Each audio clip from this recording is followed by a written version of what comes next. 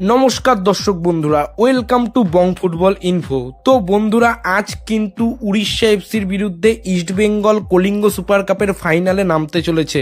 তো এই ম্যাচ নিয়ে আমরা এই ভিডিওতে কথা বলবো, তাই তোমাদের কাছে একটাই রিকোয়েস্ট করব, ভিডিওটা স্কিপ না করে পুরোটা দেখার। প্রথমে যেই জিনিসটা বলবো, উড়িষ্যা এফসি তাদের ঘরের মাঠে ম্যাচ খেলবে, এখানে তাদের একটা হোম অ্যাডভান্টেজ থাকবে। তবে যেহেতু এটা ফাইনাল ম্যাচ, সেহেতু কলকাতা থেকেও কিন্তু অনেক সমর্থক যাবে ইস্টবেঙ্গলের জন্য গলা ফাটাতে। সেক্ষেত্রে ম্যাচটা কিন্তু হাড্ডাহাড্ডিই হবে। তবে যেহেতু ফাইনাল ম্যাচ, একটা জিনিসই চাইবো, রেফারি যেন কোনো পক্ষপাতিত্ব না করে, একদম ভালো মতোভাবে খেলাটা পরিচালনা করে, ফাইনাল ম্যাচ যেমন হওয়া উচিত সেরকম। তো বন্ধুরা, এবার যদি আমরা খেলার কথায় আসি, তাহলে প্রথমে আমরা দুই দলের কোচকে নিয়ে কথা বলবো। উড়িষ্যা এফসির কোচ সার্জিও লোবেরা ও ইস্টবেঙ্গলের কোচ কার্লোস কোয়াদ্রাত, এই দুজনই যখন পরস্পর নিজেদের মুখোমুখি হয়েছে, সেখানে কিন্তু কার্লোস কোয়াদ্রাতের পাল্লা ভারী।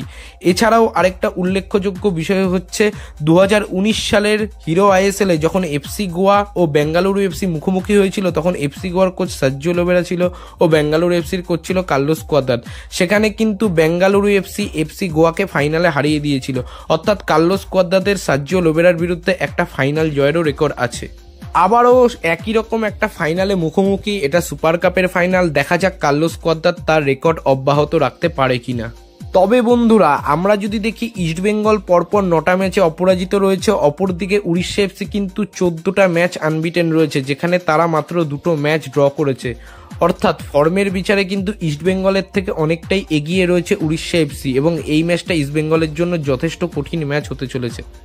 আর ফাইনালের মতো ম্যাচ কঠিন হবে, এটাই তো একটা স্বাভাবিক বিষয়। এবার যদি আমরা উড়িষ্যা এফসির কথা বলি, তাহলে এই উড়িষ্যা এফসি কিন্তু দারুণ ফুটবল খেলছে। তারা নিজেদের মধ্যে বল পজিশন রেখে ফুটবল খেলছে, অপোনেন্টের হাফে গিয়ে পেনিট্রেট করছে। এবং একটা জিনিস আমরা লক্ষ্য করেছিলাম, ইস্টবেঙ্গল বনাম উড়িষ্যা এফসি লাস্ট যখন মুখোমুখি হয়েছিল, তখন আহমেদ জাহুকে সৌভিক চক্রবর্তী গার্ড করে রেখেছিল সারা ম্যাচ। তারপর থেকে কিন্তু সার্জিও লোবেরা আহমেদ জাহুকে সেরকমভাবে অ্যাটাকিং ট্রানজিশনের সাথে যুক্ত করছে না। আহমেদ জাহু বেশিরভাগ সময় একটু ডিপে খেলছে, কিন্তু উড়িষ্যা এফসির ইসাক বলে যে প্লেয়ারটা রয়েছে, সে কিন্তু এই রোলটায় দারুণভাবে নিজেকে প্রমাণ করেছে। এছাড়াও উড়িষ্যা এফসির অ্যাটাকিং লাইন আপে যথেষ্ট এক্সপিরিয়েন্স এবং ভয়ানক প্লেয়ার রয়েছে, যেমন সাই গডার্ড, রয় কৃষ্ণা ও ডিয়েগো মরিসিও। বিশেষ করে ডিয়েগো মরিসিও ও রয় কৃষ্ণা, এরা কখন ম্যাচের রং বদলে দেবে সেটা কিন্তু বোঝা যাবে না। সুতরাং এই উড়িষ্যা এফসির বিরুদ্ধে খেলতে গেলে কিন্তু ইস্টবেঙ্গলকে যথেষ্ট ভালো ডিফেন্সিভ শিল্ড নিয়ে মাঠে নামতে হবে, এবং একটু হলেও কাউন্টার অ্যাটাকিং নির্ভর ফুটবল খেলতে হবে। এছাড়াও আরেকটা কথা বলবো, ইস্টবেঙ্গলকে প্রত্যেকটা মুহূর্তে একটু সচেতন থেকে ফুটবল খেলতে হবে এবং ম্যাচের মোমেন্টামটা ধরতে হবে। তাছাড়া ইস্টবেঙ্গল যদি প্রথম থেকে বল পজিশন ধরে উড়িষ্যার ওপর চাপ ক্রিয়েট করতে পারে, সেটা তো খুবই ভালো হয়। তবে এটার সম্ভাবনা খুবই কম রয়েছে, কারণ ফাইনাল ম্যাচ কোনো টিমই অত রিস্ক নিয়ে অ্যাটাকিং ফুটবল খেলতে চাইবে না। তাই এই উড়িষ্যার বিরুদ্ধে ইস্টবেঙ্গলের লাইন আপ কেমন হতে পারে এবং ফরমেশন কেমন হতে পারে, সেটা নিয়ে আমরা একটু কথা বলবো। যেহেতু ইস্টবেঙ্গলের টিমে নাওরেম মহেশ ও লালচুংলুঙ্গার কামব্যাক হচ্ছে, সেহেতু এই ম্যাচের জন্য ইস্টবেঙ্গল কেমন টিম নামাবে সেটা কিন্তু একটু অনিশ্চয়তার মধ্যেই রয়েছে। তবে আমার মতে কার্লোস কোয়াদ্রাত কাল 4-4-2 ফরমেশনেই স্টার্ট করবে, যেখানে গোলকিপিং পজিশনে প্রভসকান সিং গিল থাকবে, লেফট ব্যাক অবশ্যই নিশু কুমার থাকবে, দুজন স্টপারে থাকবে পারদো ও হিজাজি মাহের, আর রাইট ব্যাকে থাকবে লালচুংলুঙ্গা। আমি রাইট ব্যাকে লালচুংলুঙ্গাকে রাখলাম, কারণ সে যখন সিনিদি ডেকানে খেলতো, সে রাইট ব্যাক পজিশনে খেলতো এবং এই পজিশনে তার খেলে অভ্যাস আছে। আর লালচুংলুঙ্গা যদি রাইট ব্যাকে থাকে, তাহলে ইস্টবেঙ্গলের ডিফেন্সিভ ভাগটা যথেষ্ট সচেতন থাকবে এবং একটা স্ট্রং ডিফেন্সিভ লাইন আপ নিয়ে ফাইনালে নামতে পারবে।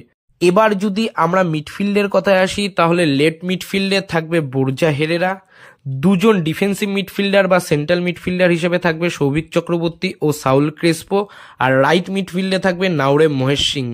আর ফরওয়ার্ডের কথায় আসলে, লেফট সেন্ট্রাল ফরওয়ার্ডে থাকবে নন্দা কুমার শেখর এবং রাইট সেন্ট্রাল ফরওয়ার্ডে থাকবে ক্লেটন দা সিলভা। এছাড়াও আমরা সিভেরিও তোরো, বিষ্ণু বা সায়ন ব্যানার্জির মতো প্লেয়ারদেরকে সেকেন্ড হাফে দেখতে পারি। তো দেখা যাক কোচ এই ফরমেশনেই টিমটাকে নামায় কিনা, নাকি তার মাথায় অন্য কোনো প্ল্যান রয়েছে, সেটা তো আমরা আজকের ম্যাচেই দেখতে পাবো। তবে একটা জিনিসই চাইবো, ইস্টবেঙ্গল যেন কলিঙ্গ সুপার কাপ জিতে এই কাপটাকে বাংলার মাটিতেই নিয়ে আসে। তো বন্ধুরা, আজকের মতো এই ভিডিওটা এখানেই শেষ করছি। ভিডিওটা ভালো লাগলে লাইক করে দাও, শেয়ার করে দাও, আর কমেন্টে অবশ্যই জানাও ইস্টবেঙ্গল কি কালকে কলিঙ্গ সুপার কাপ জিতবে। আর সবশেষে একটা কথাই বলবো, দেশ ও বিদেশের ফুটবলের নানা রকম আপডেট ও অ্যানালাইসিস পাওয়ার জন্য আমাদের চ্যানেলটা সাবস্ক্রাইব করে বেল আইকনটা প্রেস করে দাও। তো আজকের মতো টাটা, বাই।